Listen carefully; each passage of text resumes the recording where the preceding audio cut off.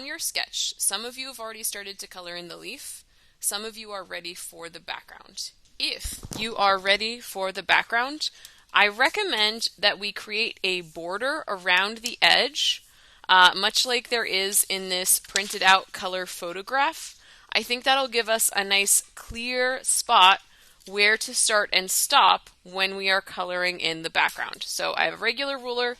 I'm not measuring with it. I'm just going to use it as a straight edge. Of course, for it to be effective for that purpose, I have to both hold it down with my other hand, and then when I'm tracing, I have to press my pencil against the edge all the way across from top to bottom. Then I will do that on all of the sides of my paper. I'm trying to keep it at about a consistent width, but instead of measuring, I'm just using my eyes to judge that.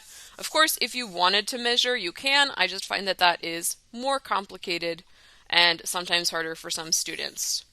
So once I have the border going all the way around with my pencil, then I'll be ready to start to consider what color I want to shade in the background with the oil pastel.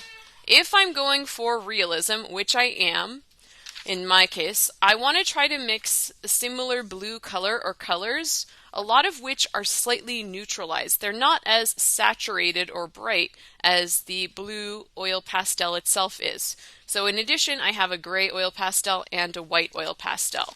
What I'm going to do is I am going to work in layers. I often find it helpful to start with the actual color, so in this case the blue, and I'm coloring very lightly. You can see the white of the paper still coming through.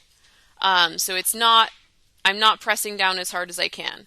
So I'm just starting to sort of shade lightly with the blue in one area.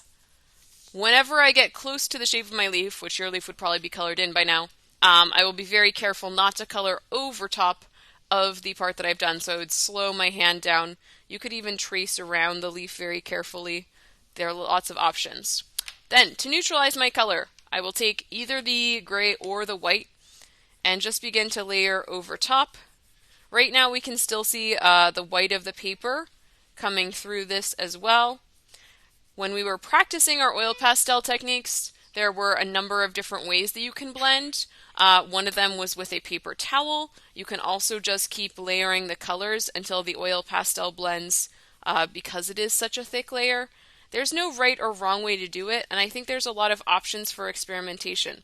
But because I've been layering the blue and the white and the gray, it's a much more neutral blue than if I was just coloring with the blue itself, and I think the color is much closer to matching here. This color doesn't quite match yet, and I would see maybe even there's some purple in here, so maybe next I would look for a purple oil pastel and just ever so slightly add a little bit of purple and then blend it in.